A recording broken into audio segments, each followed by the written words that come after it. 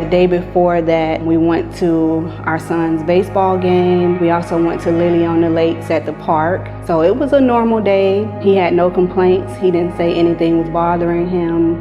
It was a normal day. Okay, tell me exactly what happened. Thank you. I don't know. He was sleeping and he's just waking up, asking for air. And he's not saying anything. He's just gasping. So we were toned out initially for a male in respiratory distress. We got on scene.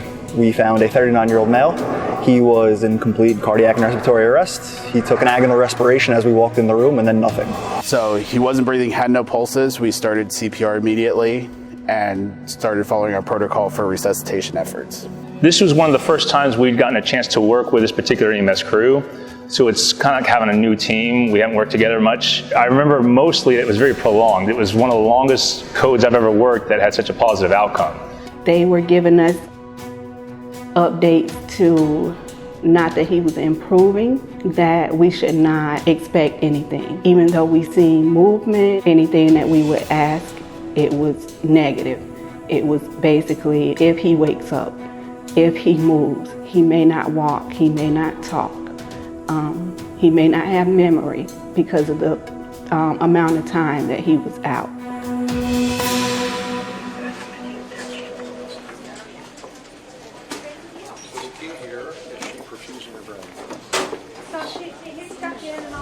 To see his eyes open,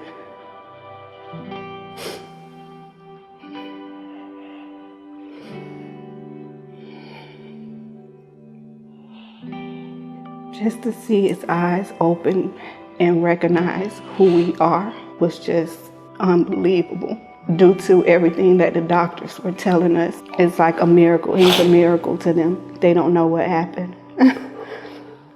I mean, we know it was God, the grace of God that brought him back, but they were like, we don't know how this happened.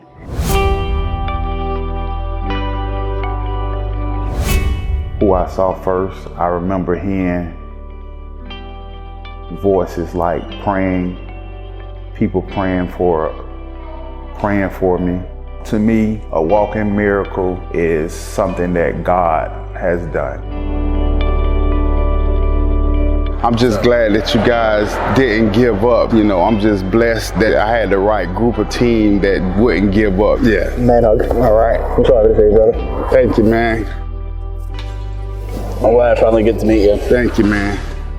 Just because it was such a unique call. I mean, how often do you hear about somebody retaining all neurological function after being down for 45 minutes and him being able to resume life with his wife and kids? It's, like I said, it's just an unbelievable feeling. The first time he stopped by the station, it almost brought tears to our eyes because we looked at him and he was looking at us and we were like, "Are you?" And he's like, "Yep." Coming home, it felt great. I was excited, you know, to be able to be free, you know, and to be able to see my children, most of all, and my family again. Well, I like to say to the guys that revived me and that was here that night that they are special. My heart goes out to them, from my family, from my church members, everybody. We thank them so much. I hope they have a blessed life from here on out, you know, and keep continuing to doing what they do.